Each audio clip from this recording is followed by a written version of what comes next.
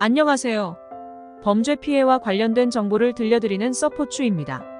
오늘은 형사절차상 피해자 보호를 위한 지원제도 중 범죄 피해자에 대한 통지제도에 대해 알아보도록 하겠습니다.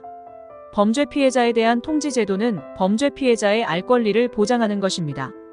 사건이 어떻게 처리되고 있는지, 재판이 언제 어디서 열리는지 등등 절차 진행 상황에 대한 정보를 알고 있어야 그때그때 필요한 권리를 행사할 수 있기 때문이죠. 그래서 이 통지제도는 범죄 피해자에게 사건의 처분 결과, 공판의 일시 장소, 재판 결과, 가해자의 구속 석방 등 구금에 관한 사실과 출소 등 형 집행 상황 등을 통지함으로써 범죄 피해자의 권리를 보호하는 제도입니다. 범죄 피해자 또는 그 법정 대리인이나 변호인이 검찰청에 신청하면 형사절차 정보를 제공받을 수 있습니다. 지원 요건을 살펴보면 고소, 고발인에 대한 사건 처분 결과 통지는 별도의 신청 없이도 이루어지지만 피해자에 대한 통지 같은 경우에는 피해자의 의사를 존중해서 정보 제공 신청이 있는 경우에 제공받을 수 있습니다.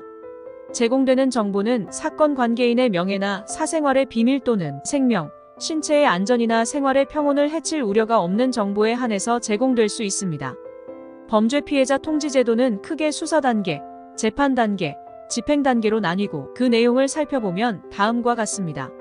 사건 처분 결과 통지는 기소, 불기소, 이송, 소년 가정 보호 사건 송치 등 검사가 어떤 처분을 했는지 그리고 그 일자는 언제인지를 알려주는 것입니다.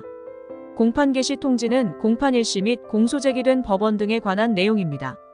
재판 결과 통지는 판결 주문, 선고 일자, 재판의 확정 및 상소 여부 등 재판 결과를 알려주고 구금 상황 통지는 피의자 또는 피고인의 구속일자와 구금 장소, 구속적 부심사, 구속 취소, 보석, 구속 집행정지 등에 의한 석방일자 등 신병에 관한 상황을 알려줍니다. 출소 등 통지에 관한 내용은 가석방일자, 자유형의 집행 종료에 의한 석방일자 등 신병 상황에 관한 것이고 마지막으로 보호관찰 집행 상황 통지는 관할 보호관찰소, 보호관찰의 개시 및 종료일자, 보호관찰의 정지일자 및 정지해제일자 등을 알려주는 것입니다. 그동안 많은 피해자들이 사건 진행 상황이나 가해자 정보를 알 수 없는 등 형사 절차 진행 과정에서 피해자에게 제공되는 정보가 매우 미흡했는데요. 2022년 4월 법무부 디지털 성범죄 등 전문위원회는 범죄 피해자가 자신이 관련된 사건의 형사 절차에 원활하게 참여하여 헌법상 보장된 피해자 진술권 등 권리를 행사하기 위해서는 절차 진행 상황에 대한 정보 접근권이 적시에 충분히 보장되어야 한다는 범죄 피해자의 진술권 및 알 권리 보장을 위한 통지제도 개선 방안을 발표한 바 있습니다.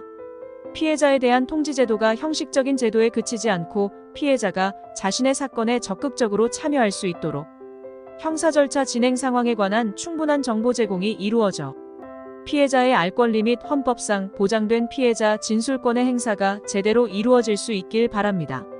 범죄 피해자에 대한 통지제도와 관련해서는 검찰청 피해자 지원실에 문의하실 수 있습니다. 시청해주셔서 감사합니다.